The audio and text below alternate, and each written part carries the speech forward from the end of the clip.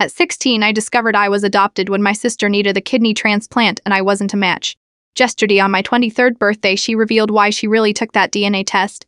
I remember the day my perfect life shattered into a million pieces, my mom sitting me down, tears streaming down her face telling me I needed to take a blood test because my sister Emma was dying. Of course, I said already, rolling up my sleeve. Emma and I weren't just sisters, we were best friends, born just 10 months apart. I would have given her anything. 3 days later, the doctor called my parents into his office while I sat in the waiting room, already imagining my recovery after the transplant. When they came out, my father couldn't look at me. "Maddie, you were not a match," my mother whispered. "That's okay," I replied to. "Here's other donors, right? You are not a match," because she struggled to continue, "because you are not biologically related. We adopted you when you were 3 days old." My world collapsed.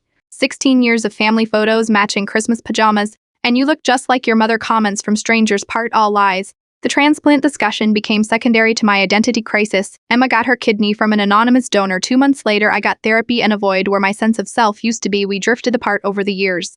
She went to college on the East Coast while I stayed local. She thrived. I merely existed, building walls around myself, never getting too close to anyone. Why bother when everyone leaves eventually? Yesterday was my 23rd birthday. Emma flew home unexpectedly, insisting on taking me to dinner.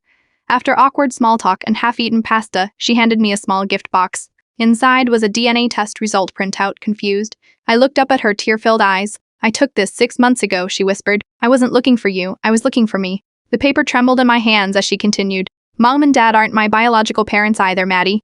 They adopted both of us. They just never told me." My heart stopped. "But you needed a kidney," they told everyone. I know. They told that lie because they thought it would be easier than admitting they'd hidden my adoption too.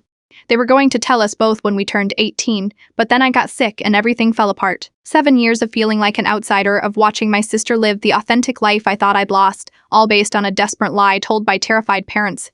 "Here is more," Emma said, sliding another paper across the table. "We're not biological sisters, but we're not strangers either. The DNA results showed we were second cousins." Sapple in this massive world, my parents had unknowingly adopted 2 genetically related girls from different mothers. I don't know if I can forgive my parents yet for their deception, but for the first time since I was 16, I feel like I have a sister again. Some families are created by blood, others are forged through secrets and survival. I am still figuring out which kind is mine.